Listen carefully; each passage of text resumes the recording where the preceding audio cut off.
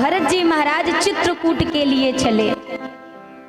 चित्रकूट के लिए जब प्रस्थान किया, रास्ते में विचार करते जा रहे हैं कि मेरे भैया मुझे स्वीकार करेंगे कि नहीं करेंगे। कहीं ऐसा तो नहीं कि भैया को भी ऐसा लगे ये सारा कुछ भरत का किया धरा है, वो भी तो मुझे दोषी ना समझ बैठे। फिर लगता है नहीं नहीं, वो तो भैया मेरे हैं, मेरे हृदय को वो भली प्रकार से जानते हैं, वो मुझे कदापि गलत नहीं समझेंगे। यही मंथन करते हुए श्री निषाद राज जी के यहाँ श्रृंगवेरपुर पहुँचे। वहाँ से भरत जी ने भी पग यात्रा शुरू की, पैदल चलना। हमने कल सुना था ना कि राम जी भी नैया से पार उतरे तो पैदल गए, जहाँ केवट जी ने विदा दी।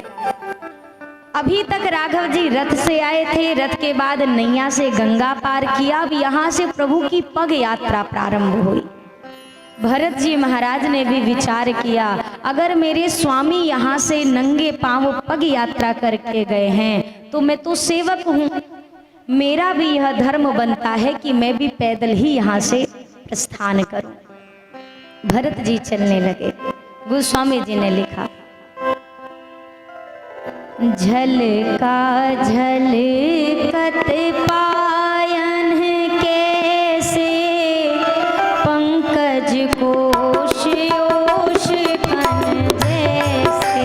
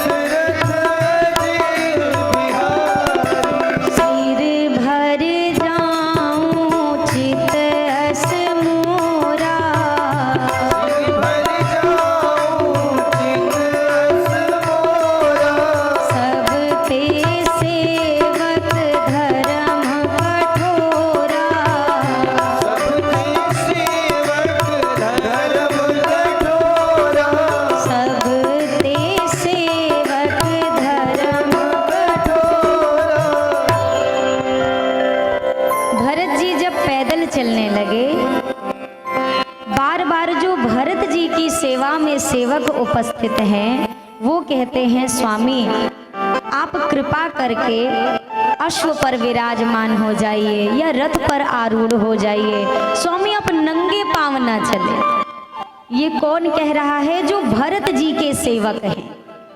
तो भरत जी ने क्या उत्तर दिया, भैया मेरे स्वामी प्रभु श्री राम जी इसी मार्ग से पैदल गए हैं, तो धर्म तो कहता है कि अगर स्वामी इस धरा पर पैदल गए हैं तो सेवक को जमीन पर बराबर चलने का अधिकार भी नहीं है।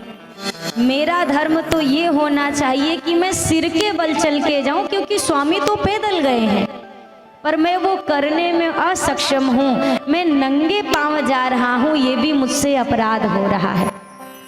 अब जब ये बात भरत जी के सेवक सुन रहे हैं तो अपने हृदय में ग्लानि मानते हैं। क्यों? कि अगर राम जी की सेवा हेतु तो भरत जी पैदल जाकर अपने धर्म का निर्वाह कर रहे और कह रहे कि ये भी मेरे लिए अधर्म है कि मैं पैदल चल रहा हूँ, तो हम तो भरत जी के सेवक हैं, हम किस प्रकार से अपने धर्म का पालन कर सकेंगे? आप लोग शांति से नहीं सुनोगे तो मैं नहीं सुना पाऊंगी आपसे। मेरे पास कोई मशीन नहीं रखी है, ना कोई रिकॉर्डर है कि मैं बटन दबाऊं और जो जो फीड करके कमरे से आई हूं बता दूं, है ना? तो आप शांति से बैठोगे तो मैं आपको कुछ सुना पाऊंगी। मैंने आज तक किसी दिन आपको नहीं बोला, कभी बोला? आज लग रहा होगा मुझे मैं तब बोल रही हूं ना। तो कृपा करके शांति पूर्वक जहां जगह मिल जाए आप बैठ जाइए, आपके पास जगह है तो बैठने दीजिए कृपा करके। अभी सत्य कहूं, अभी तक मेरा लय नहीं बंध पाया है। इतने देर में मुझे अभी तक मैं कुछ खुद भी नहीं कर पाई हूँ कि मुझे कहाँ से कहाँ तार जोड़ना है। तो मैं प्रार्थना करूँ और कछु बतियाने का मन होए तो पंडलवा से निकल जाओ, बतिया के फिर आराम से आके बैठना, पर शांति से बैठिए। बोलिए सियावर रामचंद्र की। 3 घंटे मिले वो भी भगवान को ना दे पाए तो क्या फायदा है मेरे भैया। इतना सा वक्त भी भगवान को देने में मुसीबत है। 24 घंटे हैं एक दिन में 24 होते हैं ना, 3-3 घंटे हम डेली दे रहे हैं। थोड़ा बहुत तो ज्यादा हो जाता है, उसको गिनती मत करो। 3 घंटे एक दिन में, 9 दिन की कथा, कितने हुए टोटल घंटे के हिसाब से? 27 घंटे। और 24 घंटे भगवान ने एक दिन में हमें दिए हैं, एक दिन रात मिला के 24 घंटे। केवल 3 घंटे आपसे एक्स्ट्रा ले रहे हैं भगवान पूरे एक दिन में से, और वो भी ना दे। हे राम, हरे रामा रामा राम सीता राम राम राम, हरे रामा रामा राम सीता राम राम राम, सीता राम राम राम राजा राम राम राम, राम राम राम राजा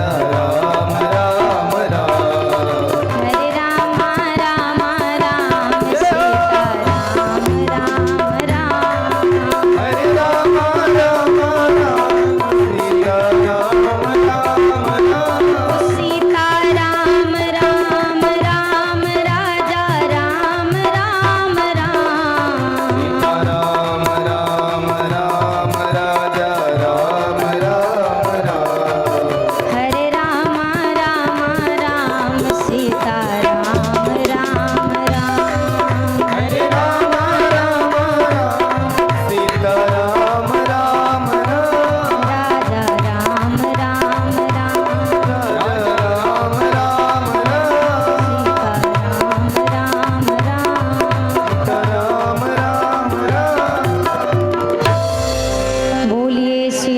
रामचंद्र की। सभी भक्तों से आग्रह, आप शांति का परिचय दें, क्योंकि कथा ऐसी चीज है जो सेकेंड यदि आपका मिस पॉइंट हुआ तो सब कुछ समझ में कुछ नहीं आएगा आपको। मैं सभी भक्तों से निवेदन करूंगा, जो जैसे आप लोग 7 दिन तक बहुत सही से सुंदर से आपने श्रवण किया है, वैसे ही अब शेष 2 दिन कथा आपके पास में बची है, उसको निर्विघ्नता से आप लोग संपन्न करावें, शांति व्यवस्था के साथ आप लोग सुने और अपना अपना थोड़ा थोड़ा आगे बढ़ने का प्रयास करें। जहां तक हो दूसरे भक्तों को भी सहायता करें, ये भी एक पुण्य का काम होता है। कोई व्यक्ति भीग रहा है, आपके पास जगह है और आप थोड़ा सा आगे घसेंगे तो उनको भी व्यवस्था मिलेगा बैठने के लिए। तो मैं सभी भक्तों से निवेदन करूंगा तो थोड़ा थोड़ा आप लोग आगे होकर के पीछे वाले भक्तों को भी व्यवस्था दें बैठने का।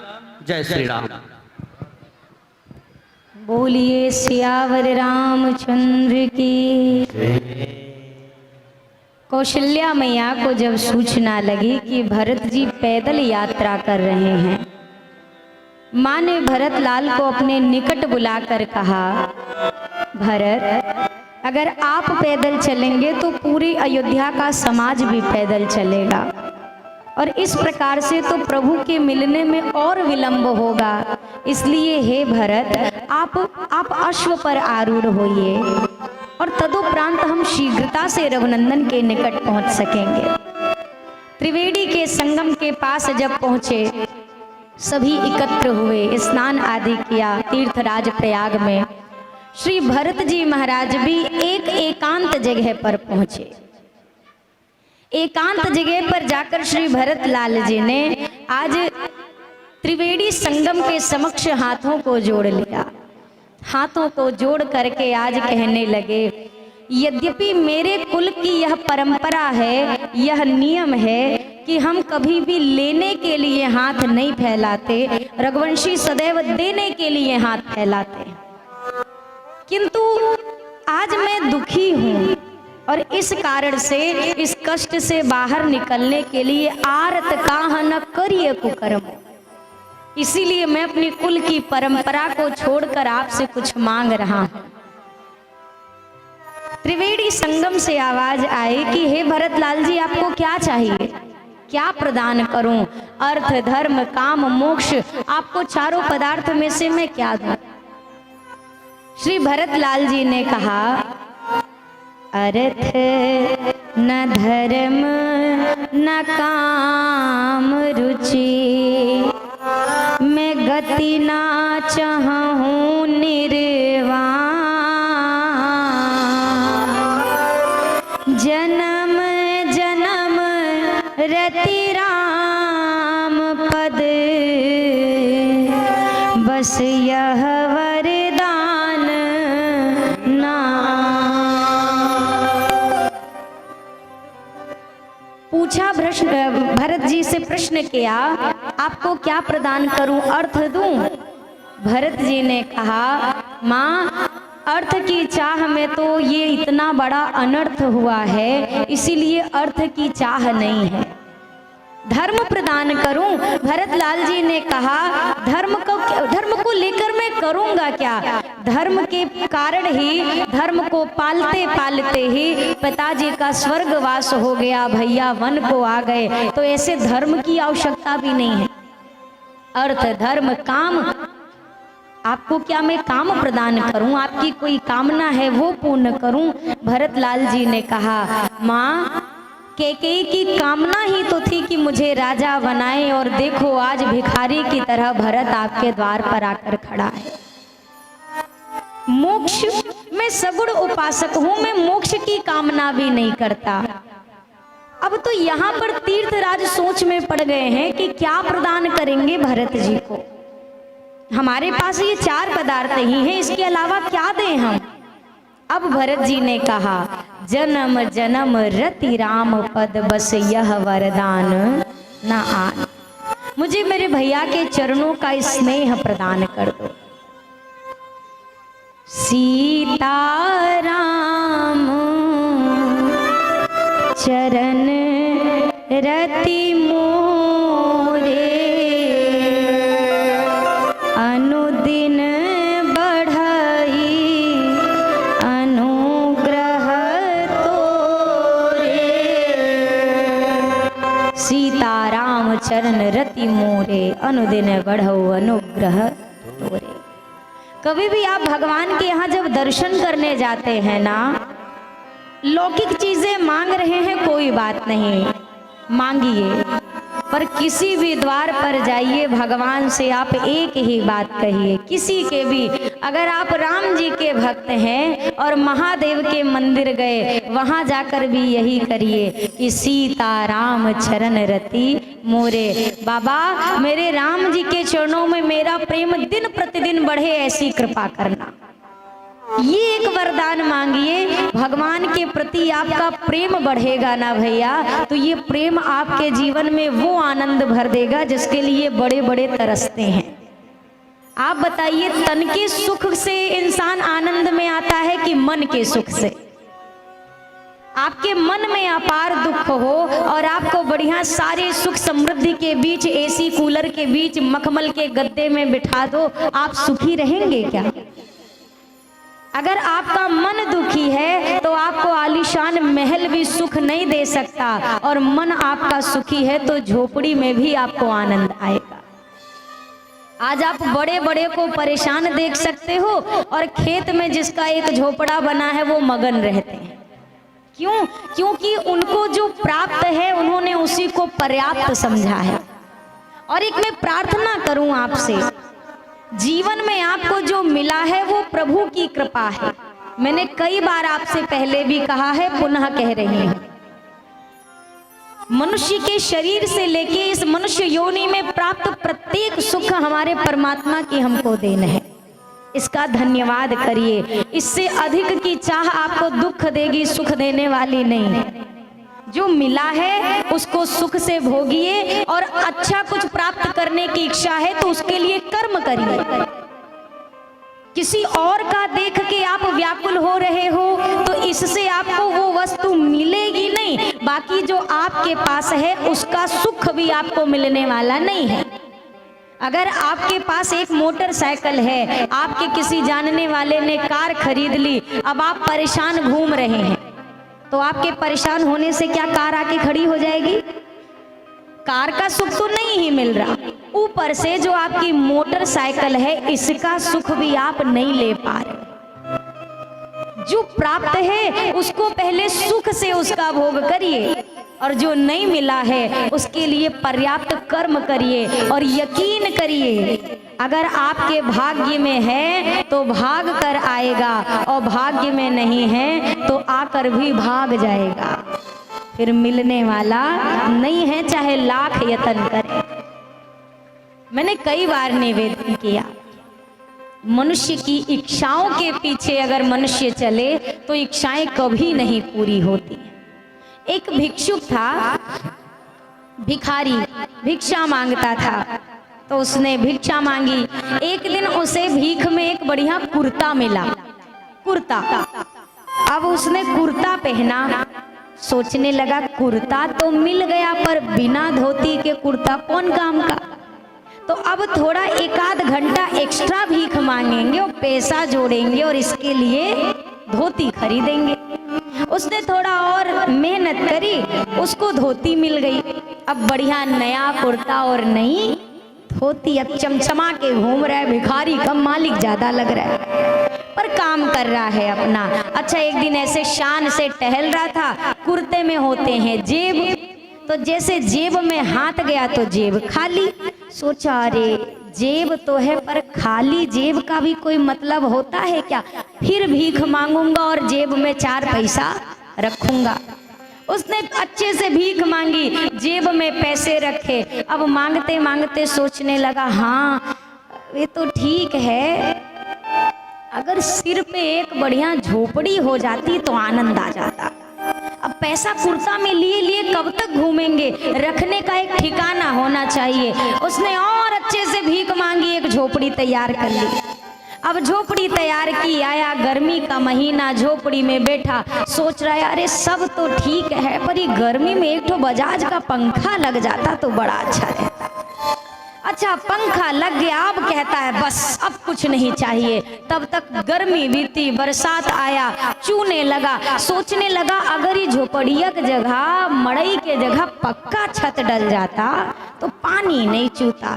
अब पक्का छत डलवा लिया भीख मांग मांग के। अब कहता है बस अब तो कुछ नहीं, अब तो सब हो गया। फिर डला, फिर उसके बाद आया सर्दी का महीना, बहुत जड़ाता है भैया, एक ठो हीटर तो लेना पड़ेगा।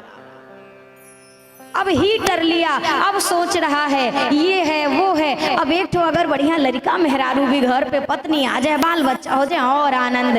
मांगते मांगते संतों ने कहा राजा बन गया। राजा बनने के बाद भी भीख मांगने की वृत्ति नहीं गई। पहले 1 रुपए मांगता था, आज 1 राज्य मांगता है।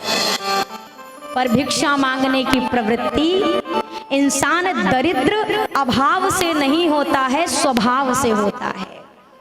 ऐसे आपने अनेक देखे होंगे, बढ़िया किसी चीज की कमी नहीं हो, जब मिलो चल रही है रूखी सूखी। घर में पनीर की सब्जी के साथ बढ़िया पूरी खा के आए और क्या कह रहे हैं, रूखी सूखी। तो भगवान को भी क्या ये मंजूर, क्या अच्छा लगेगा? फिर भगवान भी कहे तो तुम्हें 2-4 महीने का ट्रायल रूखी सूखी का दे दिया जाए कि रूखी सूखी क्या होती। मैं हाथ जोड़कर एक निवेदन करूं सबसे, आपको भगवान ने जिस योग्य बनाया है वैसे ही प्रस्तुत रहिए। अगर आपको निर्धन बनाया है तो फिर किसी को दिखाने की जरूरत नहीं कि हम करोड़पति हैं, और अगर आपको भगवान ने योग्य बनाया है तो फटाहा पहनने की आवश्यकता नहीं है कि हम बहुत गरीब हैं। व्यक्ति की बहुत बड़ी समस्या, बहुत बड़ी, सुख आता है तो कोने में दुबक के सुख मनाता है, और दुख आता है तो ढूंढ ढूंढ के आदमी को बताता है। अभी आप इधर से जाने लगो, आपको बढ़िया 4 तोले की चेन गिरी हुई मिल जाए, वैसे ना मिले, भगवान काहे काऊ का 4 तोला गिराए। मान लीजिए आपको मिले, आप किसी को बताएंगी क्या? आप में से कोई अगर मिले तो बताएंगे किसी को?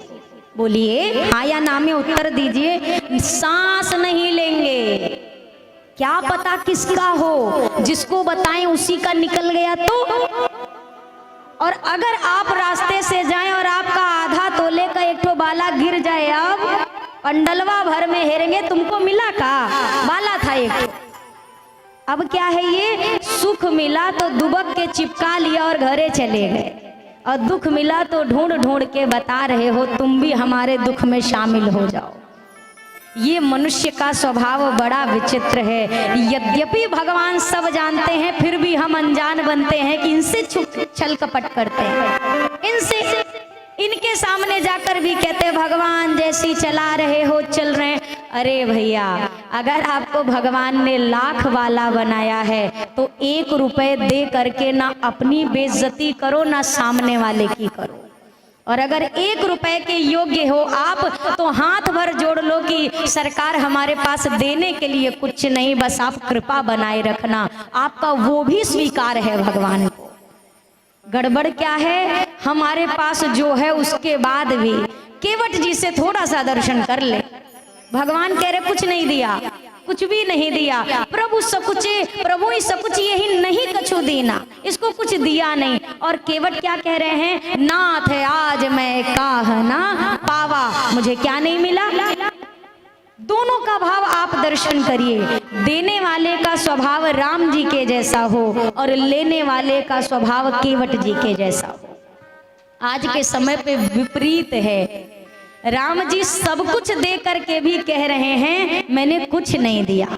ये दाता का स्वभाव होना चाहिए। हमारे शास्त्रों में कहा जाता है अगर आप दाहिने हाथ से दान दे रहे हो तो बाएं वाले को खबर नहीं लगनी चाहिए। और यहाँ बाएं वाले 4 मोहल्ला जानता है, क्योंकि यूट्यूब फेसबुक जिंदाबाद। एक केला भी अगर आदमी किसी को बांटता है तो कहते पहले हमारा फटुआ खींचो, कहाँ डालोगे, फेसबुक पे अपलोड करेंगे। फेसबुक पे एक नई खतरनाक बीमारी निकली है, बाकी सब कोरोना का भी इलाज है, 2 बीमारी का इलाज नहीं निकला है, एक पोटास और एक छपास। ये 2 बहुत भयंकर बीमारी है। इसी के कारण आदमी, कोई एक्सीडेंट होके पड़ा है, अब आदमी फोन उसको नहीं, गाड़ी भी नहीं उठा रहा, पहले वीडियो बना रहा है, ये यहाँ पर एक फला भाई साहब की इतने नंबर की गाड़ी है, गिर गई है। अरे भले मानुस तुम्हारे आगे गिरी है तो तुम YouTube पे किसको दिखा रहे हो, उसको उठा लो, अस्पताल पहुंचाओ, ये तुम्हारा मानव का धर्म है। और हम आज किसके लिए कि लोग थोड़ा देखेंगे, हमारा नाम होगा, कोई के प्राण जा रहे हैं और तुम इस चीज पे अटके हो। भजन केवल वो नहीं होता है जो हम घर के भीतर करते हैं, केवल वो भजन नहीं है। कहीं देख दुखिया जो दुखी तेरा मन है, यही तो भजन है, यही तो भजन है। किसी और की पीड़ा से अगर मन में थोड़ी सी कसक उठ जाए, ये आपका भजन है। सोचो, एक माला आपने ठाकुर जी को चढ़ा दी, किसी अगर भूखे को देखकर आपके पास भले नहीं है, आपने नहीं खिलाया, लेकिन आपके मन में हुआ अगर मेरे पास होता तो खिला देते, आप समझ लो आपने भगवान का एक माला का जाप पूरा कर लिया। स्वभाव से मानव बने, तन से मानव भगवान ने बनाया है, स्वभाव से मानव बनना हमें संतों के मध्य रहकर सीखना है। यहाँ पर श्री भरतलाल जी महाराज मैया से कहते हैं, आज तीर्थराज प्रयाग से निवेदन किया, मुझे मेरे सरकार के चरणों का प्रेम दे दो। भगवान का प्रेम मांगिए, राम जी के दरवाजे जाइए, और अगर कृष्ण जी के भक्त हैं तो कह दो राधे श्याम चरण रति मोरे, मुझे मेरे सरकार के चरणों का प्रेम दो प्रभु। भरत भैया की यह स्थिति देखकर श्री शत्रुघ्न लाल कौशल्या मैया के निकट जाकर कहते हैं, माँ ये 14 वर्षों की अवधि कब समाप्त होगी, ये दुख में देख नहीं पा रहा। भैया जिस तरह से व्याकुल हैं, अयोध्यापुर वासी व्याकुल हैं, कब भैया मिलेंगे, और मिलेंगे तो क्या हमारे साथ लौटेंगे, अगर नहीं लौटे माँ तो हम 14 वर्षों की अवधि भैया के बिना कैसे बिताएंगे। अरे 14 बरसिया के दिन कब सिरई हैं, बताव जननी, बताव जननी, राम कहिया ले हैं, बताव जननी, राम कहिया ले हैं, बताव जननी, राम कहिया ले हैं, बताव जननी, राम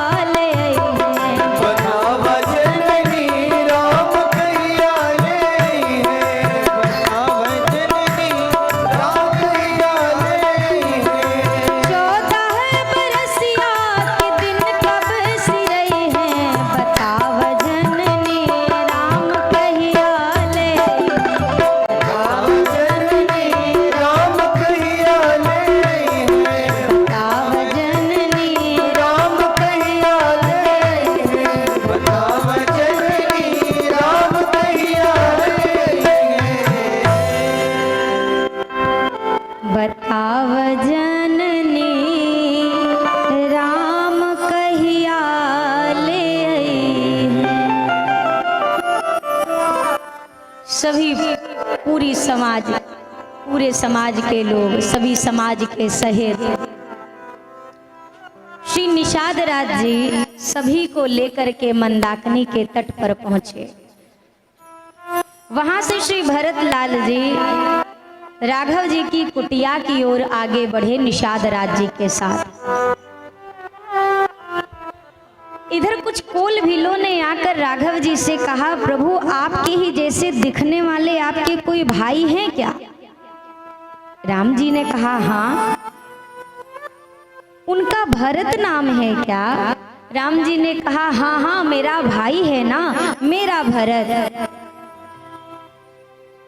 कोल की रातों ने कहा, प्रभु भरत जी पूरी सेना के साथ आए हुए हैं, थोड़ी देर में आप तक पहुंच जाएंगे। सेना का नाम सुनते ही राघव जी सोच में पड़ गए, भरत आया तो आया क्यों है? और इधर लक्ष्मण जी भी सोचने लगे कि सेना लेकर भरत आए हैं। अब दोनों के विचार में क्या फर्क आया? राघव जी सोच रहे हैं, लगता है मुझे अकेला जानकर मेरा भैया मुझे सेना देने आया है। और लखन लाल क्या विचार कर रहे, लग रहा है प्रभु को अकेला जानकर भरत युद्ध की दृष्टि से सेना लेकर आया है। अगर ऐसा है तो आज भरत को मेरे बाणों से कोई बचा ना सके। आकाशवाणी हुई है, लखनलाल आप सर्व समर्थवान हैं, सक्षम हैं, पर बिना विचारे किया गया कार्य मनुष्य को हानि पहुंचाता है। राम जी ने भी कहा, लक्ष्मण आप कहते हो कि भरत को राज्य का लोभ हो गया है, मैं कहता हूँ भैया मेरे भरत को ये छोटा सा अवध का राज्य क्या, अगर ब्रह्मलोक शिवलोक भी प्राप्त हो जाएं तो मेरे भरत के हृदय में कभी अभिमान नहीं आ सकता। भरत ही हुई न राज मद विधि हरि हर पद आए। असंभव है भैया, भरत के जैसा भाई मिलना संसार में दुर्लभ है। भरत जी महाराज निषाद राज जी द्वार पर लेके आए। अब आप दर्शन करो, भरत जी द्वार पर ही, जहां प्रभु की कुटिया है, कुटिया के द्वार पर भरत जी आकर खड़े हैं। लखन लाल और राघव जी के बीच कोई वार्ता चल रही थी। लक्ष्मण जी से राघव जी ने प्रश्न पूछा है और लक्ष्मण जी जवाब दे रहे हैं। और इसी दौरान भरत जी ने द्वार से ही लाठी देखी है ना, लकड़ी की लाठी, लाठी को आप खड़ा रखो और जैसे आप हाथ हटाओ तो लाठी जिस प्रकार खड़ी खड़ी गिर जाती है, भरत भैया द्वार पर ही गिरे और पुकार कर कहा, पाही नाथ कही पाही गोसाई, पाही नाथ कही पाही गोसाई, भूतल परे उलकुट की नाई, भूतल परे उलकुट की नाई, उठे राम सुनि प्रेम अधीरा, उठे राम सुनि प्रेम अधीरा, कहूँ पट कहूँ निशंग धनु तीरा, कहूँ पट कहूँ निशंग धनु तीरा, कहूँ पट कहूँ निशंग धनु तीरा। जैसे ही भरत जी ने द्वार से पुकार लगाई, हे प्रभु मेरी रक्षा करो, मैं आपकी शरण में हूँ, पाहि मां, और भरत जी द्वार पर गिरे। लक्ष्मण जी ने सुना। आप बताइए, अगर लखन लाल को भरत जी की आवाज सुनाई पड़ गई तो क्या राम जी को नहीं सुनाई दी होगी? पर यहाँ इस प्रसंग में कभी दर्शन करिएगा, राम जी अपने से नहीं खड़े हुए। लक्ष्मण जी ने कहा, भैया भैया भरत प्रणाम करते रघुनाथा, भैया भैया भरत आपको प्रणाम कर रहे हैं। जब लक्ष्मण जी ने कहा, अब प्रभु उठे राम सुनि प्रेम अधीरा, राम जी खड़े हुए। क्यों? क्या राम जी ने नहीं नहीं सुना था? संतों ने कहा नहीं। कारण ये है, राम जी ने मानो आज कहा कि लक्ष्मण, मेरे इसी भरत पर तुम्हें शंका थी कि इसे राज्य का लोभ है, इसलिए मुझसे युद्ध करने आया है। तो लक्ष्मण, आज जब तक तुम भरत के प्रेम का दर्शन करके मुझसे नहीं कहते कि भैया भैया भरत को उठा लो, तब तक मैं नहीं उठाऊंगा। लखन लाल ने कहा, अब राम जी भा सुनते ही प्रभु खड़े हुए, रा सुनते ही दौड़ पड़े और ता के पूरा होते होते तक प्रभु ने उठाकर भरत जी को हृदय से लगा लिया। दोनों भाई जब मिले हैं, संत जन कहते हैं भैया, इस प्रेम की गति को देखकर वहां के आसपास के पत्थर भी पिघल उठे। आज भी वो शिलाएं मौजूद हैं जो प्रभु के इस प्रेम को देखकर आज विह्वल हो उठी हैं। दोनों भैया हृदय से लगे। भरत जी ने, अब मन में भरत जी विचार कर रहे, भैया तो मेरे बारे में जानते हैं क्योंकि हम बचपन से एक साथ खेले खाए बड़े हुए, पर मेरी मैया जानकी तो मिथिला से आई हैं, कहीं ऐसा ना हो कि मेरी माँ मुझे गलत समझ रही हो। भरत जी गए, माँ को प्रणाम किया और जब माँ ने अपना हाथ भरत जी के शीश पर फेरा, स्नेह भरा कर कमल फेरा, भरत जी समझ गए कि मेरी मैया भी मुझ पर सभी प्रकार से अनुकूल है। प्रसन्न हो गए भरत जी। भरत जी ने कहा, भैया पूरे अयोध्यापुर वासी आए हैं, सभी मंदाकिनी के तट पर हैं, गुरुदेव भी आए हैं। राघव जी गए, गुरुदेव को प्रणाम करने के बाद सबसे पहले राम जी ने कैकेयी माँ को प्रणाम किया। मैंने आपसे पूर्व दिवस में भी निवेदन किया, हम आप बड़ी आसानी से विचार करते हैं कि नहीं कैकेयी जी ने गलत किया। आप मानस में कोई भी प्रसंग वनवास के बाद का पढ़ लीजिए, राम जी ने सबसे पहले सम्मान तीनों माताओं में से किसी को दिया तो वो कैकेयी मैया को था। क्यों? क्योंकि राघव जी भी जानते हैं कि मेरी मैया ने मेरे लिए कितना बड़ा अपयश का विष पान किया है। जगत के कल्याण के लिए जो विष को धारण कर ले भैया, वही महान है। जब समुद्र मंथन से अमृत निकला तो किसने पिया? किसने पिया? देवताओं ने। और जब विष निकला तो किसने पिया? महादेव ने। जो अमृत पिए स्वार्थ में वो देव रह गए, और जिसने जगत कल्याण के लिए जहर पिया वो महादेव हो गया। और जितना आनंद आप बाबा के जीवन में देखेंगे किसी देवता के जीवन में नहीं है। इंद्रदेव सुखी नहीं है। जब भरत जी आ रहे, इंद्रदेव घबरा गए। क्यों? कहीं भरत जी इस स्थिति में राम जी के पास चले गए और राम जी जंगल छोड़ के अयोध्या चले गए, तब तो सारा बना बनाया काम बिगड़ जाएगा। भैया कुर्सी का जो प्रेमी होता है, ये वाली कुर्सी नहीं, सत्ता वाली कुर्सी,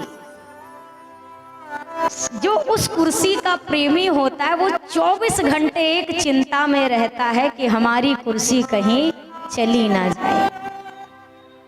और जिसको मिल चुकी है वो इस विचार में रहता है कि कहीं हमसे कोई इसे छीन ना ले। और जिसको नहीं मिली है वो इस चिंता में रहता है, ऐसा क्या करे कि हमको कुर्सी मिल जाए। इंद्रदेव व्याकुल की अगर ऐसा हुआ तो जो रावण का बेटा मेरी कुर्सी लेके बैठा है इंद्रजीत, फिर तो स्वर्ग हमें कभी नहीं मिल पाएगा वापस।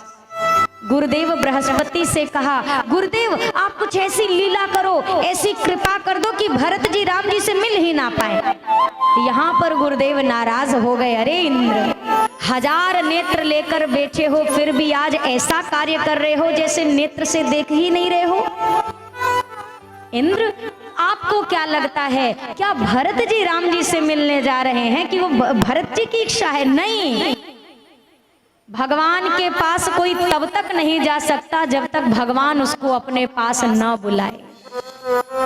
आपको क्या लग रहा है भरत अपनी इच्छा से जा रहे हैं? नहीं, वहां जंगल में बैठे बैठे 24 घंटे राम अपने भरत को स्मरण में ला रहे, इसलिए भरत जा रहे हैं। मैं आपसे प्रार्थना मैंने कल भी शायद किया था, हम भगवान को याद करते हैं ये तो सही बात है, पर अगर भगवान ने हमें याद कर लिया इससे अच्छी बात कोई नहीं हो सकती। वो ऐसा कार्य हो, सूरदास जी महाराज नेत्रहीन थे, नहीं देख सकते थे, हम सब जानते हैं, फिर भी डेली मंदिर जाते थे। श्रवण कुमार अपने नेत्रहीन माता पिता को डेली मंदिर लेकर जाते थे। जब कोई सूरदास जी से पूछे, अरे बाबा आपको तो भगवान दिखते ही नहीं, आप का देख लोगे, आपको कहाँ भगवान दिखाई पड़ते जो धक्के खाने चले आते हो मंदिर में? सूरदास जी ने कहा, अरे मैं नेत्रहीन हूं, मंदिर में बैठा भगवान तो आंख वाला है ना, मैं नहीं देखूंगा, वो तो मुझे देख लेंगे ना। यहाँ पर भी हमारे बीच एक सूरदास जी कलयुग के एक बैठते हैं, डेली कथा में कहीं ना कहीं बैठे होंगे। मैं यहीं से आपको प्रणाम करती हूँ, मुझे बहुत आनंद आता है आपको देखकर, जिस भाव से वो कथा सुनते हैं, कहीं ना कहीं इसी बीच में वो विराजमान होंगे। मुझे बहुत आनंद आता है, बहुत प्रसन्नता होती है। भैया ये चीजें कोई मायने नहीं रखती हैं, मुझे बस ये लगता है जो राम का है वही काम का है, जो राम का नहीं वो किसी काम का नहीं। चाहे वो शरीर है, जो अपने शरीर से भगवान को भजता है, भगवान को पाता है, उसी की आंख धन्य है जो इनको देखे, उसी के कान धन्य है जो इनके बारे में सुने, उसी की जिह्वा धन्य है जो इनके बारे में बोले, उसी का मन धन्य है जो इनको अपने भीतर रखे। इनके अलावा जो चीजें बाहर के लिए इस्तेमाल होती हैं वो हो के भी बेकार है, दो कौड़ी की, किसी कार्य की नहीं है। यहाँ पर श्री भरत लाल जी जा रहे हैं क्योंकि भगवान ने स्मरण किया है, इंद्रदेव याद रखना। और एक बात आपने कहा कुछ माया कर दूं ताकि भरत जी ना मिल पाए, तो इंद्रदेव याद रखिएगा, मायापति सेवक सन माया। अगर मायापति के भक्त के साथ माया करोगे तो वो माया उल्टा आपके ऊपर आकर पड़ेगी। अगर आप भगवान के भक्त हैं तो चिंता में मत रहिएगा। कई बार लोग भगवान को तो भजते हैं पर मन ही मन परेशान हो जाते हैं, क्यों? कहीं हम पे किसी ने कुछ कर दिया है इसीलिए हमारा काम नहीं बिगड़ रहा है, काम बिगड़ रहा है, बन नहीं रहा है। अगर आप भगवान के हैं तो आपके ऊपर संसार की कोई माया चलने वाली नहीं है। आप स्वयं को उनका बनाकर रखिए, विश्वास से कहिए मैं भगवान का हूं, भगवान मेरे हैं, जिसको जो करना हो कर ले। भक्त का विश्वास, भक्त का बल केवल उसका स्वामी, उसका भगवान होता है, इसके अलावा दूसरा कोई नहीं। भरत लाल जी पहुंचे, राघव जी ने देखा, दौड़ करके हृदय से लगाया, समस्त अयोध्यापुर वासियों से मिले। यहाँ पर कई बैठकी हुई है चित्रकूट में, एक बार सभी एकत्र हुए जहां पर दशरथ जी के स्वर्गवास की चर्चा भई। राघव जी को दुख हुआ, पूरी अयोध्या में दुख व्याप्त हुआ। अगले दिन पुनः सभा घटित हुई। सभा जब आज पुनः विराजमान हुई, गुरुदेव ने प्रभु के वास्तविक स्वरूप का चिंतन किया। अयोध्या के सामने कहा, सभी लोग यह बात समझ लो कि राम साधारण कोई जीव नहीं है, स्वयं भगवान है। और साथ ही साथ मेरे मन में एक विचार आ रहा है, भरत, ऐसे तो राम नहीं लौटेंगे क्योंकि वह धर्म को सबसे सर्वोपरि रखने वाले हैं। धर्म का त्याग रघुनंदन कभी नहीं करेंगे और पिता के वचन को पालन करने की बात है ये वो कभी छोड़ेंगे नहीं। मुझे एक उपाय समझ में आ रहा है भरत, एक काम या तो ये हो जाए, मैं श्री सीताराम जी को लेकर लौट जाऊं, आप और शत्रुघ्न वन में चले जाओ, तो पिता का वचन भी पूर्ण हो जाएगा और राम जी अयोध्या भी आ जाएंगे। भरत जी ने कहा, आनंद से नाच पड़े भैया भरत। भरत जी ने कहा, प्रभु वास्तव में अगर ये संभव है नाथ, तो मैं आपसे हाथ जोड़कर कहूं, ये भरत 14 साल नहीं पूरा जन्म अपना जंगल में बिता देगा, आप बस भैया को लेकर लौट जाइए। इस प्रेम को जब गुरुदेव ने देखा, गुरुदेव की मति चकरा गई। मैंने कई बार कहा, भैया प्रेमी कभी नहीं बोल पाता कि प्रभु मैं आपसे प्यार करता, कभी नहीं। भरत जी एक जगह नहीं कह रहे कि मुझे भगवान आप प्रिय हो, या मैं आपसे प्रेम करता हूं, या मैं आपका प्रेमी हूं। जब तीर्थराज में भी वरदान मांगा कि मुझे मेरे श्री सीताराम जी के चरणों का प्रेम दे दो, तो बदले में क्या कहते हैं, दूसरा वरदान और चाहिए, जानहि राम कुटिल कर मोही, मैं इनको प्रेम करूं पर ये मुझको प्रेम ना करें। आप इतने बैठे हो, आप जरा अपने हृदय से सोचो, आप अगर किसी को प्रेम करते हैं, क्या बदले में आप प्रेम नहीं चाहते?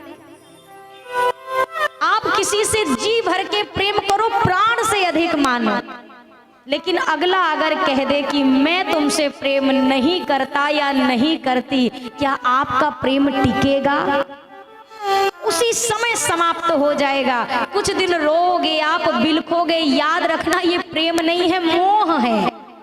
जो पाने की चाहती, ये नहीं मिला, ये उसका मोह है, और इस वजह से आप दुखी हो।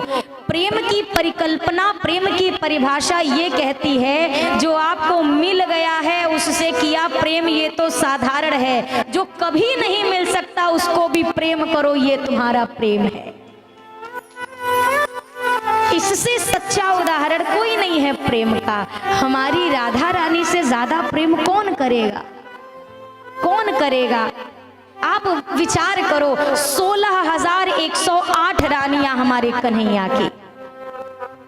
पूरे युद्ध के उपरांत कुरुक्षेत्र में सभी के मन में उत्कंठा है, कैसी हैं श्री राधा रानी। नाम बहुत सुना है कन्हैया के मुख से, पर आज तक देखा नहीं। चलो देख कर आते हैं कैसी होंगी। ये सभी की सभी चली पटरानियां श्री राधा रानी के दर्शन के लिए। जब पहुंची तो द्वार पर पहुंचते ही सबसे पहले एक अलौकिक सौंदर्य दिखाई दिया। पटरानियों ने प्रणाम किया, लगा कि यही श्री राधा रानी हैं। पता चला नहीं, ये तो श्री राधा जी की सखियां हैं, कुछ दासियां हैं। ये आश्चर्य में पड़ गई, इतनी अतुलनीय शोभा दासियों की है, सखियों की है, तो उनका स्वरूप कैसा होगा। और जब श्री राधा रानी के सन्मुख पहुंची, सखियों ने कहा, दासियों ने निकट आकर कहा, हे लाडलेजू, ये हमारे प्राण धन श्री कृष्ण की ये पटरानियां हैं। आप बताइए, आपके समक्ष आकर कोई कहे कि ये आपके जो स्वामी हैं ये उनकी पत्नियां हैं, किसके हृदय में इतना प्रेम है कि जाकर हृदय से लगाएगा? क्रोध से मन भर जाएगा, ईर्ष्या से मन तड़प उठेगा। राधा रानी उठी, शीघ्रता से जाकर हृदय से लगाया। कहती हैं, बड़ी सुंदर हैं आप, तभी तो मेरे प्राण धन को आप प्यारी लगी हैं। कितनी सुंदरता है आपकी। यहीं पर एक प्रसंग आता है जो कभी सुना भी होगा आपने, कि दूध का पात्र एक लेकर गए थे। सबके मन में एक बात थी कि ऐसा क्या है श्री राधा जी में जो हम 16,108 में नहीं है। कन्हैया हमें देखकर मुस्कुराते हैं, हमसे बातें करते हैं, हमसे हर चर्चा करते हैं, पर जब आंखों से नीर बहाने की बात आए तो केवल राधा को याद करते हैं। सुख में जो आपके साथ खड़ा है ये तो ठीक है, पर दुख की घड़ी में भी आपको अगर किसी की याद आए तो समझना वो हृदय के बहुत विशेष स्थान पर बैठा हुआ है। और वह जब दूध का पात्र दिया, कहते हैं दूध बहुत गर्म था, पर जब ये सुना कि प्राण धन की यह प्रिय लेकर आई हैं, श्री राधा रानी ने एक बार में पूरा पान कर लिया। पर वह इतना गर्म था दूध, पर लाडली जी को नहीं पता चला। इधर जब ये सारी पटरानियां वापस गई, देखती हैं कन्हैया के शरीर पर बड़े बड़े छाले पड़े, कंठ के पास, मुख में। पूछा ये क्या हुआ? बोला आपने श्री लाडली जी को गर्म दूध पिलाया, उसका असर यहाँ आया है। प्रेम की परिभाषा सिर्फ यही है मेरे भैया, ना मिले, कभी ना मिले, हम प्रेम करें क्योंकि हमारा काम है प्रेम करना। आप प्रेम कर रहे हो नहीं कर रहे हो ये आपका काम है निर्णय करना। भरत जी कह रहे हैं मैं राम जी को प्रेम करूं, बदले में राम जी मुझे कुटिल समझें, प्रेमी ना समझें, मुझे कुटिल जाने, मुझे गुरु और स्वामी का द्रोही समझा जाए, मुझे कभी प्रेमी ना समझा जाए। ये तो प्रेम की बात है।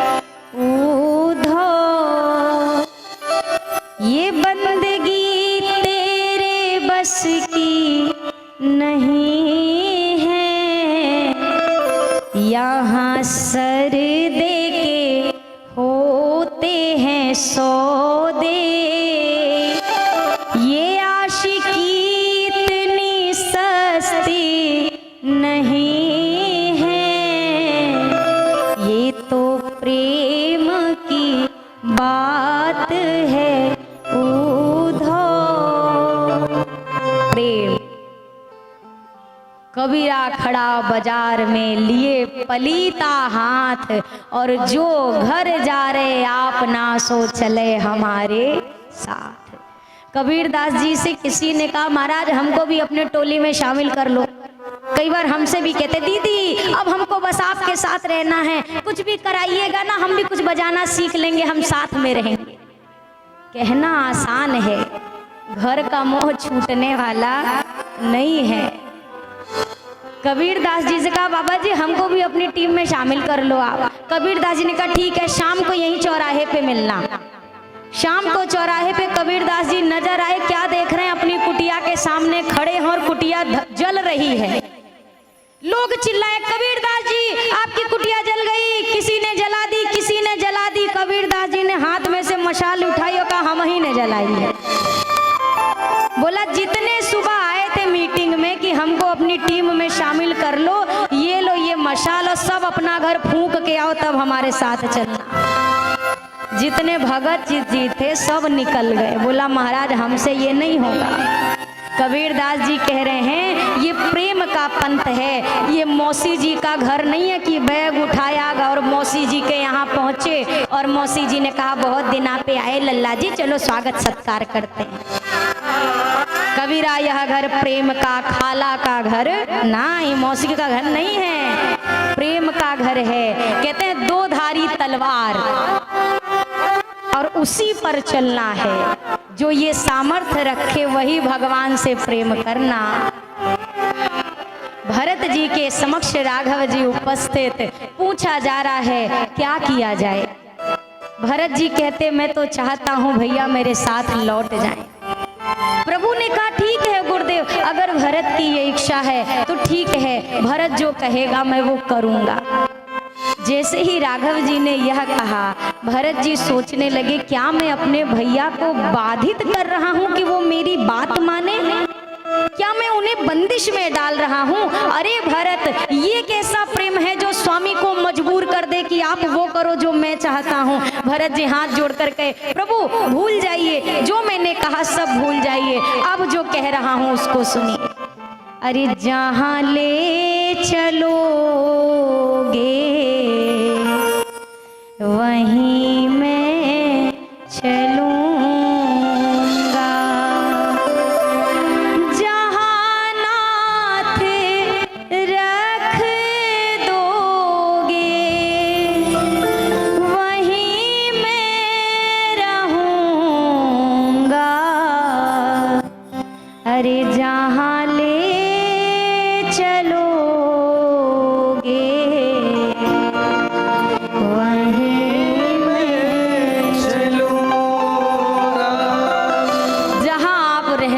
कह दो वहां रहूंगा, आप आदेश करो मैं क्या करूं। प्रभु ने कहा तो चलो भैया, अगर मेरे मन की पूछते हो भरत तो चलो दोनों आज बंटवारा कर लेते हैं। कांप गए भरत जी, प्रभु बंटवारा, अयोध्या की संपत्ति आप ठोकर मार के आए, मैं वही संपत्ति आपके चरणों में सौंपने आया, किस चीज का बंटवारा प्रभु। राघव जी ने कहा नहीं नहीं भैया, हम आज संपत्ति का बंटवारा नहीं करेंगे भरत भैया, चलो हम दोनों भाई आज अयोध्या पर आई विपत्ति का बंटवारा कर लेते हैं। मैं प्रार्थना करूं, धन का बंटना कोई बुरी बात नहीं है, बिल्कुल नहीं, मैं इस चीज को गलत नहीं कहूंगी कि धन का अगर बंटवारा हो रहा है ठीक है, मन से प्रेम समाप्त हो जाए तब अलग होइए, उससे अच्छा है मन में प्रेम रहे और धन अलग हो जाए। ऐसा समय ना आए कि कोई एक दूसरे को देखना भी पसंद ना करे। धन का बंटवारा उचित है पर मन का बंटवारा उचित नहीं है। धन का बंटवारा होने के बाद मन एक साथ है तो आप अलग नहीं हो, और अगर घर एक साथ है पर मन बट चुका है तो साथ रह करके भी आप एक नहीं हो। दीवार, लोग कहते हैं ना कि अरे दीवार उठ गई। तो अगर बंटवारा करना होता है, एक घर के बीच में एक दीवार उठाओ, कहते हैं दोनों भाई बट गए। मुझे लगता है भैया घर में दीवार खड़ी होने से पहले व्यक्ति के मन में दीवार खड़ी होती है। यहाँ की दीवार जब बड़ी हो जाती है तो वही दीवार बाहर निकल के घर के आंगन में आकर खड़ी होती है। मन ना बटे, संपत्ति बटे, जायदाद बटे, वसीयत बटे, सब कुछ बटे, दो चीज मत बांटना, मेरी प्रार्थना सुनना। एक अपने माँ बाप को मत बांटना, दूसरा अपने मन के प्रेम को मत बांटना। ये दो चीजें मत बांटिएगा। ये दो बटा तो समझिएगा आपने संपत्ति पाली, पर जीवन का सबसे बड़ा धन आप खो बैठे हो। इस स्वार्थ के संसार में कोई अपना मिलना ही तो मुश्किल है भैया। धन भी मिल जाएगा, सुख सुविधा भी मिल जाएगी, पर एक अपना व्यक्ति ढूंढ पाना बहुत मुश्किल है। लोग अपने बन सकते हैं पर अपने हो नहीं सकते। तो इस बात को ख्याल में रखिएगा। संसार में कोई स्वार्थवश है, अगर कोई आकर आपकी वाह वाह कर रहा, जय जय कर रहा, तो भैया समझना इससे अभी इसको मुझसे कोई फायदा बाकी है। अगर कोई बहुत आपके करीब आपकी चापलूसी में, अरे साहब आप जैसा कोई नहीं, अरे माता जी क्या बात है, समझ जाओ इसका कोई काम है जो अभी आपसे सिद्ध हो सकता है। और जिस दिन वो बंद हुआ, आपको अगर यकीन नहीं है, अपने घर में 2 महीना पगला बन के बैठिए, जैसे कोई हो करना शुरू करिए, कोई काम मत करो, खाली पागल की तरह 2 महीना बनिए, होइए मत, बनिए, सबके नई शक्ल आपके सामने आ जाए। मत बनिएगा, बड़ी तकलीफ होगी असली चेहरा देख लोगे तो। कोई गलत फहमी अच्छी होती है क्योंकि इंसान सुख में रहता है। एक बार एक चेला था गुरुजी के बड़े निकट, रोज गुरुजी के पास जाता था। अब गुरुजी के पास पहुंचे, सेवा करे। एक बार वर्षों में ऐसा हुआ कि वो चेला नहीं आया। दूसरे दिन गया, गुरुजी ने कहा अरे बेटवा तुम रोज आते थे, कल क्यों नहीं आए? उसने शर्मा के सपचा के कहा वो गुरुजी बात दरअसल ऐसी है, कल हमारी सगाई थी, एंगेजमेंट, तो सगाई थी, हमारी सगाई होगी, नहीं आ पाए। गुरुजी ने कहा बहुत सुंदर, चलो तुम हमसे गए। उसके बाद 6 महीने बीते, वो 2 दिन के लिए नहीं आया। गुरुजी ने कहा अरे बेटा तुम आए नहीं, क्या हुआ? वो गुरुजी हमारी सगाई हुई थी ना 6 महीना पहले, हमारा ब्याह हो गया। गुरुजी ने कहा चलो बढ़िया, तुम अपने माई बाप से भी गए। 1-1.5 साल का वक्त बीता, अब वो 5 दिन के लिए नहीं आया। गुरुजी ने कहा अब क्या हुआ? बोला गुरुजी बधाई हो। गुरुजी ने कहा कौन बात की? बोला लल्ला हुआ है। गुरुजी ने कहा तो तुमको बधाई हो, हमको कौन सी बधाई? गुरुजी हम बहुत खुश हैं। गुरुजी ने कहा खुश तो बाद में होना, पहले ही सुनो, तुम अपने आप से भी गए। चेला बैठ गया। चेला ने कहा गुरुजी हम कई दिन से सुन रहे हैं, जब हमारी सगाई हुई उसी दिन आपने कहा माई बाप से हमसे गए, जब ब्याह हुआ तो आपने कहा माई बाप से गए, अब बिटवा हुआ है, अब आप कह रहे हो कि अब तुम अपने आप से गए, मतलब? गुरुजी ने कहा देखो, जब गुरु और शिष्य का संबंध जुड़ता है तो वो भी एक सगाई होती है, एक संबंध होता है, नया जीवन। पर अब तुम्हारी सगाई हो गई है संसार में, तो इसका मतलब अब गुरुजी से पहले तुम्हें धर्म पत्नी की रुचि का ध्यान देना पड़ेगा। तो तुम हमसे गए, और जब तुम्हारी शादी हुई तो अब तुम अपने माई बाप से भी गए। काहे कि अब दोनों में से चुनना पड़ेगा, तो तुम हमें जहाँ तक लगता है दुनिया उधर ही जाएगी। और रहा माई बच्चे की बात, अब बालक आया है, अब तुम अपने से भी पहले किसका सोचोगे? अपने बच्चे के विषय में सोचोगे। इसका मतलब तुम अपने आप से भी। जब ये बोला तो चेला कहने लगा गुरुजी आपको मालूम नहीं है।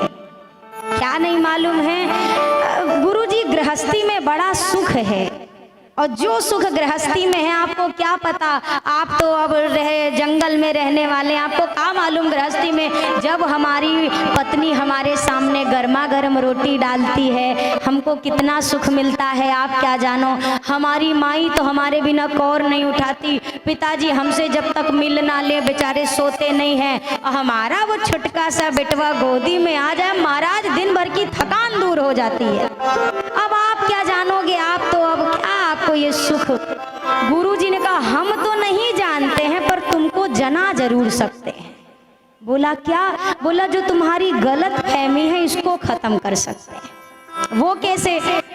गुरुजी ने कहा एक काम करो, आज रात में तुम जाना, सुबह तुम उठना मत, तुम्हें कोई कितना भी जगाने का प्रयास करे पर तुम जगना नहीं। गुरुजी ने क्या कहा? जगना? अरे बोलो नहीं है, इसलिए बुलवारे का है कि आपकी खोपड़िया डोल रही है इधर से उधर। गुरुजी ने कहा सुबह कोई कितना भी जगा डाले, थोड़ा माइक बढ़ा, कोई कितना भी प्रयास करे पर तुम जगना मत। तुम्हें जो मैंने योग सिखाया है उसका उपयोग करना और सांस बंद करके पड़े रहना। इसने कहा गुरुजी आपको कोई फायदा नहीं होगा इससे। बोला हमको नहीं होगा पर तुमको जरूर फायदा होगा।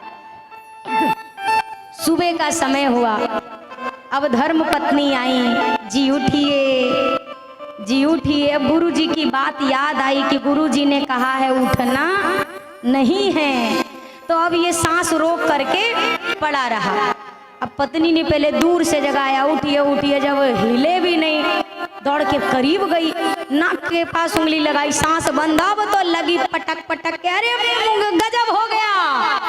जब इतना जोर जोर से चिल्लाना शुरू की, अरे हमारे तो भाग फूट गए, अब हम क्या करें, अब हम कहाँ जाएं। माता पिता है, अरे क्या हो गया बहू, क्या हो गया? अरे माता जी पूछो मत, हमारी जिंदगी बर्बाद हो गई, अरे हमको छोड़ के चले गए रे। अब माई बाप ने देखा, वो भी लगे सीना पीट पीट के रोने। रोने की आवाज सुन के पड़ोसी भी आ गए, क्या हुआ क्या हुआ? अरे हमारा चिराग बुझ गया, चला गया छोड़ के, अब हम बुढ़ापे में क्या करेंगे, कौन हमको पानी देगा, कौन दवा देगा, अब हम क्या करें? रोना शुरू किया, कितना रोने लगे। अब लोगों ने कहा अब क्या कर सकते हैं, जो होना था सो हो गया। ये सांस बंद करके पड़ा। अब लोगों ने कहा पर ये हुआ तो हुआ कैसे? अच्छा भला गुरुजी के यहाँ से रात में आया है, अचानक ऐसा क्या हो गया इसको? गुरुजी का याद आया, अच्छा ऐसा करो गुरुजी को बुलवाओ। गुरुजी पहुंचे हुए महात्मा हैं, कुछ अगर टोना टोटका होगा ठीक कर देंगे 1 मिनट में। अब गुरुजी को बुलाया गया, गुरुजी के सामने, अरे महाराज हमारे लइकवा को ठीक कर दो, महाराज क्या हो गया हम जान ही नहीं पा रहे हैं। गुरुजी ने कहा धीरज धीरज धरो, धीरज धरो, सब अब हम आ गए हैं ना, ठीक कर रहे हैं, शांति से बैठो। गुरुजी ने कहा 1 लोटा दूध लेके आओ। अब 1 लोटा दूध आया। अब गुरुजी ने ऐसे लोटा लिया और झूठ फूका, और गुरुजी ने कहा ध्यान से सब लोग सुन लो, इस लोटे का दूध अगर कोई पी ले तो ये ठीक हो सकता है। बस गुरुजी का कहना था, पत्नी ढकेल के आगे आई सबको, महाराज हम अर्धांगिनी है उनकी, हमको दे दो। 7 फेरा लिए थे जिसमें से 4 हमारा ही था, तो गुरुजी हमको दे दो, हम अर्धांगिनी है, हम पिएंगे। गुरुजी ने कहा अच्छा ठीक है ठीक है। तब तक माताजी पत्नी को ढकेल के, तुम पियोगी? 9 महीना हमने रखा था कि तुमने। गुरुजी कोई नहीं पिएगा, हमारा लल्ला था, हम पिएंगे। पति देव ने कहा ना तुम पियोगी ना तुम पियोगी, हम पिएंगे, कहे कि हमने पाल पोस के बड़ा किया है, कांधे पे बिठाया है, तो आज के अंतिम समय में मैं पीछे हट जाऊं, मैं पीऊंगा। गुरुजी ने कहा ठहरो, सबको मौका मिलेगा, पहले पूरी बात सुनो। जो दूध पिएगा वो चल देगा, ये उठ जाएगा। ई उठी और ऊ जाई। अब तो जितने आगे आए थे सब थोड़ा थोड़ा 2-2 कदम खिसक लिए पीछे।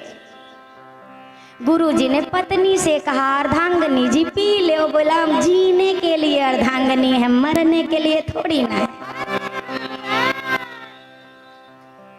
मर के फिर अर्धांगिनी बची कहा, आधा ही बचेगा, आधा तो हम तो चले ही जाएंगे, तो कहाँ अर्धांगिनी। हाँ हम मायके चले जाएंगे, यहाँ मरने थोड़ी ना है। माता जी से कहा महतारी तू ही पी ले। बोला हम पी तो लेते पर बाबूजी का ख्याल कौन रखेगा, हमारा पातिव्रत धर्म महाराज पीने में टाइम आ गया।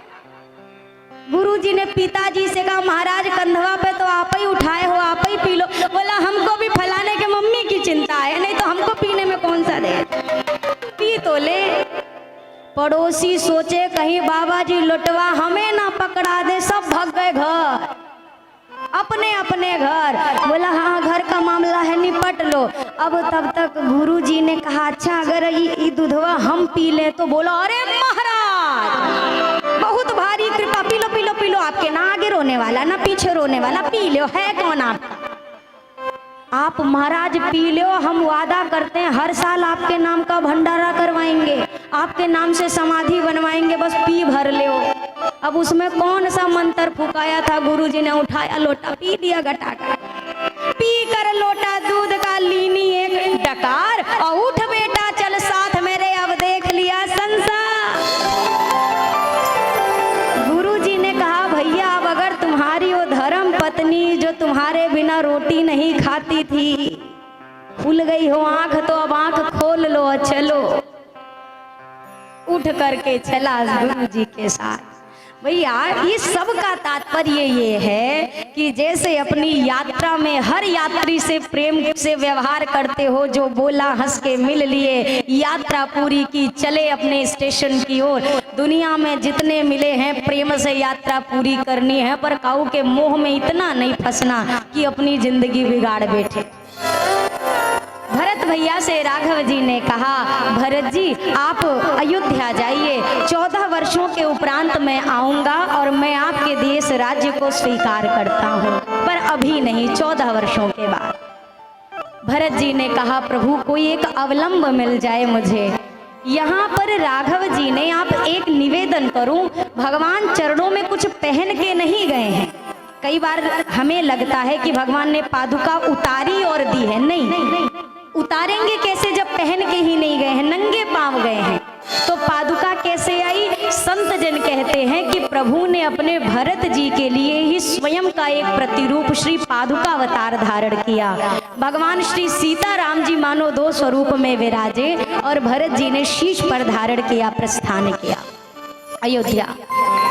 मेरी ले जा खड़ाओ भरत भैया, मेरी ले जा खड़ाओ भरत भैया, मेरी ले जा खड़ाओ।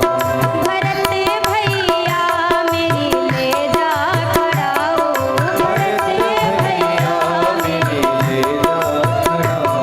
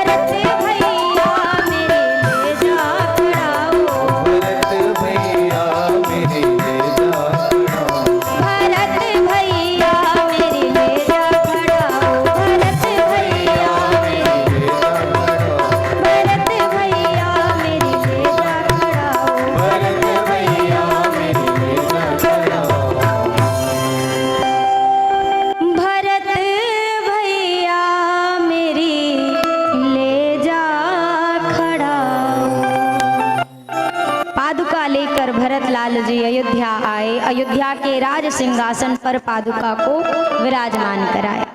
और स्वयं भरत जी कहाँ गए तो नंदी ग्राम, अयोध्या से थोड़ी दूर पर एक स्थान है, आज भी उपस्थित है। नंदी ग्राम में भरत भैया गए। राम जी जब जंगल में थे तो जमीन पर शयन करते थे, भूमि पर सोते थे। भरत जी ने विचार किया मेरे स्वामी भूमि पर सोते हैं तो मुझे भूमि पर सोने का अधिकार नहीं है। इसलिए भरत जी जमीन पे भूमि पे गड्ढा खोदकर उसके भीतर शयन करते कि मेरा स्थान प्रभु से नीचे होना चाहिए। इधर गोस्वामी जी ने भरत भैया के इस पावन चरित्र के साथ श्री अयोध्या कांड को विराम दिया।